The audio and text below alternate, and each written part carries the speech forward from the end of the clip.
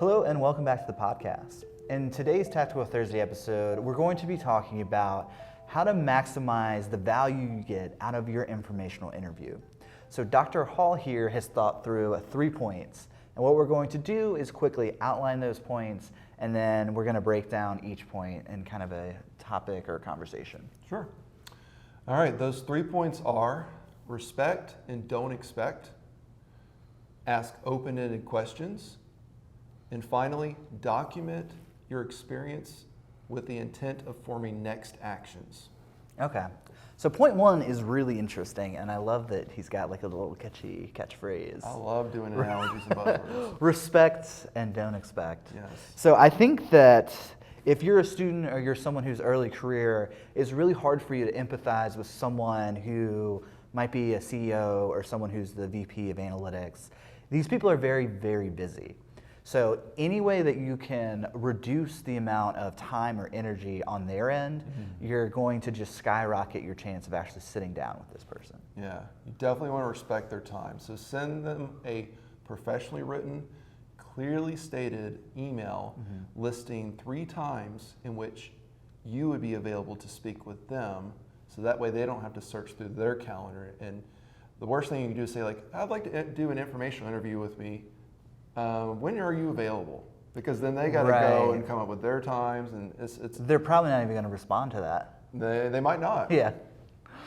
So what was that second point? So don't expect. Yeah. No So no respect expectations. and don't expect. Okay, and this is a common networking mistake that students make and young professionals make. They immediately expect a return from any type of networking engagement they do, and informational interviews are no exception. And so if you reach out for someone for informational interview in hopes of getting a job offer from them, they're going to see right through that. They're going to come off as very transactional. Right. And so you should go expecting nothing. And if you do enough informational interviews, there are going to be some great opportunities that come along that way. Yeah, I think people can really sniff out if you're coming at it from just, what can you do for me? And I think that this is actually a really good point to kind of pause and think about.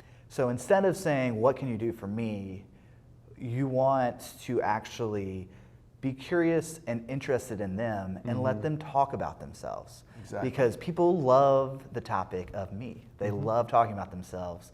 And they're also going to associate you with that positive emotion that they had, getting to talk about themselves for an hour. Yeah. And that goes into the second part, is you want to ask open-ended questions, okay? And you want to do it in a way that shows that you've done enough research about them. And so you want to do some research beforehand, because if you ask them basic questions about, well, what was your first career? What was your second career? What kind of skills did you have? Those types of conversations don't go very far, especially if that person is not used to being interviewed in an informational interview. And so you want to say, like, oh, I noticed you did this thing with Excel in terms of adding value for your company. And you say, well, how did you communicate that value? And that is a nice 5 to 10 minute conversation. You're going to get a lot more information from that. And in fact, Al, who promotes the podcast, he is a key advocate of saying you need to ask better questions, ask open-ended questions. And you may even want to ask the question, if you had to go start back from the beginning, how might you approach it? Which is actually Ken G's blow up video. So Ken G made a video on YouTube of how I would learn data science if I had to start over again. Yes. And I think that is such an open-ended question because then that gives them an opportunity to not only talk about who they are, where they're at, what skills they have, but also talk about the current state of the environment in which they're working. Yeah, if you could do it all over again, how would you do it? You're going to get a lot of professional development advice. Right. Yeah. So that's kind of like a nested, there's a lot of meaning there. Exactly. And it's easy to answer. So that makes it easier for the person too. A third part is, hopefully, if you've done the first 2 steps, you're going to get a lot of great advice. And before you forget it, if you're not recording the informational interview, which you may want to consider asking if they're comfortable with that, you want to document it meticulously and as thoroughly as possible with the intent on thinking about next actions.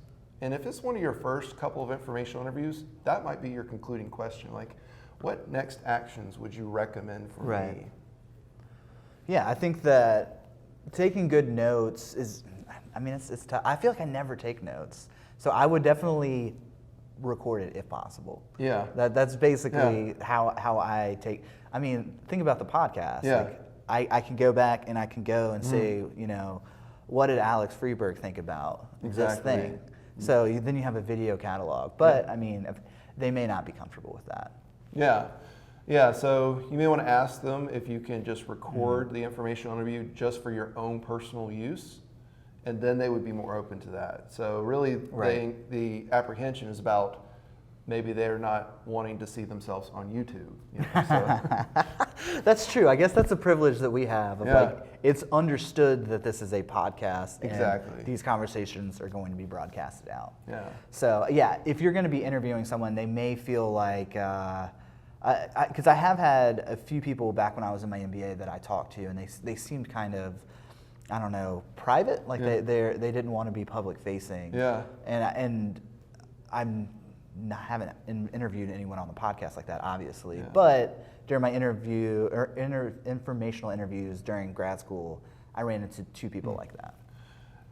So on that last point, there's actually two different ways in which we assign informational interviews at High Point University. Traditionally, we've had it where they had to write a professional 2-page memo, which would conclude with next actions. And I'm doing something a little bit different because of the pandemic and because the students can't actually be close to the people that they're interviewing.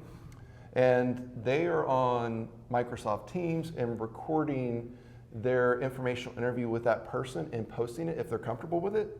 Or, like you would prefer, they would just immediately go on and post a video summary of what was discussed and the next actions from it. And so what's cool about this, in the same way your podcast is providing a nice bank of informational interviews, my students are getting a nice bank of informational interviews that their peers conducted.